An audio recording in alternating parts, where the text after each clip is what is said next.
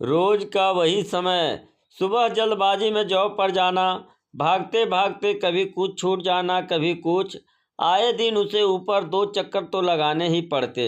आखिर उसे हर बात की हड़बड़ी जो रहती।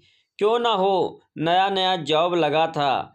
घर की और नौकरी दोनों की जिम्मेदारियों को निभाना, वह भी सुबह के समय, यह तो एक परिपक्व महिला भी नहीं कर सकती थी। स्वीटी तो बेचारी अभी महज 22 साल की थी। इतनी छोटी उम्र में पिता की बीमारी ने उसे इतनी जल्दी परिपक्व बना दिया था। आज भी वह कुछ भूल आई थी। गाड़ी स्टार्ट करने से पहले भागते हुए ऊपर गई। उसकी रोज की इन गतिविधियों को गिरीश जी अक्सर अपनी बालकनी से देखा करते और हमेशा उसे देख कुछ सोचते रहते हैं। स्वीटी इस बात से बेखबर अपनी भाग दौड़ की दिनचर्या में जी रही थी। गिरीश जी उम्र दराज थे, अपनी पत्नी के साथ अकेले रहते थे, घर का सारा काम खुद करते थे, यहाँ तक कि पत्नी के कपड़े भी स्वयं ही धोते। उनकी पत्नी अभी 2 महीने पहले पैरालिसिस की शिकार हो गई थी। बच्चे तो बाहर थे, वह तो बस फ़ोन पर ही हाल चाल पूछकर इत्तीश्री कर लेते। बेचारे गिरीश जी एक औरत की भूमिका निभा रहे थे। शाम को जब वह टहल रहे थे तो उन्हें स्वीटी आते हुए दिखाई दी। स्वीटी का फ़ोन कान पर लगा था। वह अपनी गाड़ी रोकते समय बैलेंस खो बैठी। यह देखते ही गिरीश जी ने लपक कर उसकी मदद की और मुस्कुरा उठे। स्वीटी उन्हें धन्यवाद देकर घर आ गई। पहली बार स्वीटी ने गिरीश जी को देखा था। वह तो इतनी व्यस्त रहती कि आसपास कौन रहता है इसकी भी उसे जानकारी ना थी। स्वीटी की माँ जब सब्जी लेने नीचे जाती तो प्रीति उसे अर्थपूर्ण दृष्टि से देख मुस्कुराती रहती।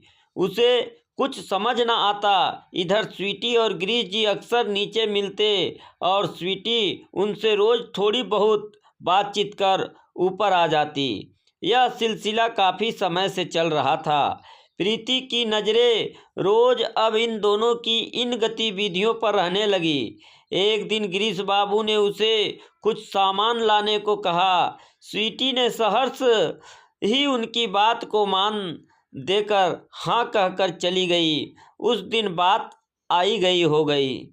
दूसरे दिन शाम स्वीटी जब लौटी तो प्रीति ने देखा कि एक सुंदर सा बुके और गिफ्ट गाड़ी की डिक्की से निकाल कर गिरीश जी को फ़ोन लगाया। गिरीश जी भी तुरंत शर्ट के बटन लगाते हुए खुशी खुशी तेज कदमों से स्वीटी की ओर आए।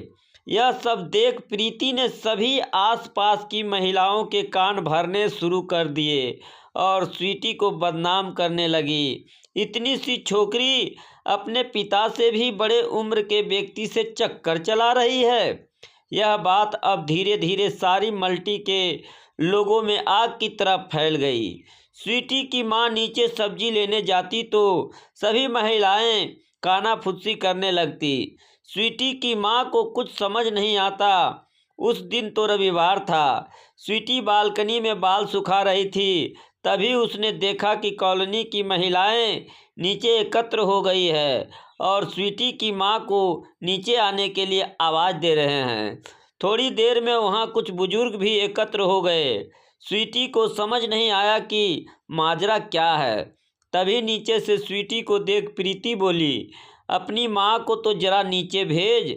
स्वीटी माँ से बोली, माँ तुम्हें नीचे बुला रहे हैं, सोसाइटी में कुछ घटित हुआ है क्या? स्वीटी ने सावलिया नज़रों से माँ की ओर देखते हुए पूछा, बेटा पता नहीं कुछ काम होगा, मैं आती हूँ, तुम पापा का ख्याल रखना। कहते हुए स्वीटी की माँ नीचे आ गई। प्रीति उसे देखते ही चीख कर बोली, स्वीटी की माँ, अपनी लाडली को नीचे नहीं बुलाओगी? पूरे कॉलोनी का माहौल ख़राब कर रखा है।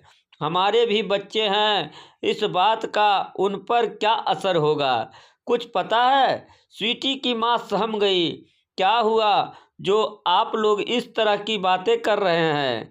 तुम क्या घर में आंखों में पट्टी बांध कर रहती हो, जो समझती नहीं कि तुम्हारी बेटी क्या गुल खिला रही है?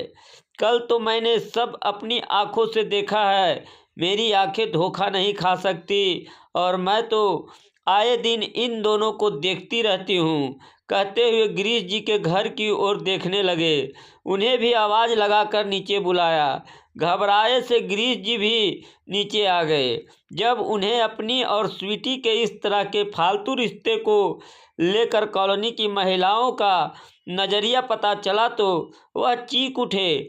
बोले, किसी मासूम लड़की को बदनाम करने से पहले 100 बार सोच लिया करो। तभी प्रीति हाथ मटकाते हुए बोली, हाँ हाँ, क्या कल जो देखा वह झूठ था?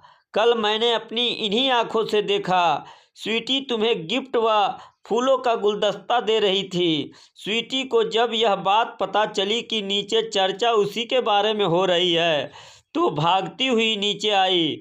बोली, आंटी, हर रिश्ते का एक ही मतलब नहीं होता। कहते हुए उसकी आंखों में आंसू बह निकले।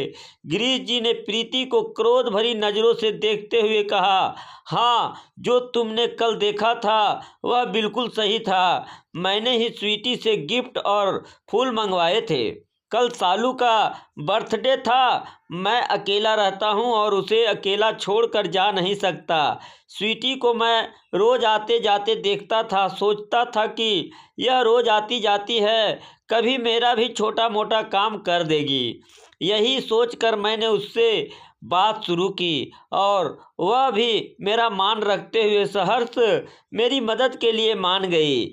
आप अपनी गंदी सोच को सभी पर थोपने से पहले जांच परख लिया करो। बेकार एक लड़की को बदनाम करने चली हो। तुम जैसी औरतें ही हैं जो समाज में जो होता नहीं है उसके बारे में भी मनगढ़ंत कहानियाँ बताकर, फालतू की गॉसिप करके लोगों के बारे में बेकार की बातें फैलाती रहती हो।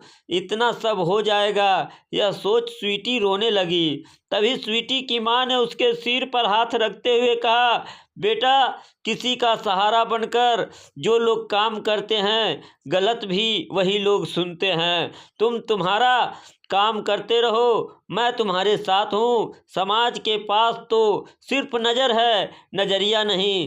तभी गिरीश जी ने स्वीटी के सिर पर हाथ रखते हुए कहा, तुम मेरी बेटी से भी बहुत छोटी हो। आज प्रीति अपने बनाए हुए बेमतलब के जाल में खुद ही फंसकर शर्मिंदगी महसूस करने लगी। उसे गिरीश जी और स्वीटी से माफ़ी मांगने में भी झिझक महसूस हो रही थी और जिससे वह बोली थी उससे तो नज़रें भी मिलाना बड़ा मुश्किल हो रही थी।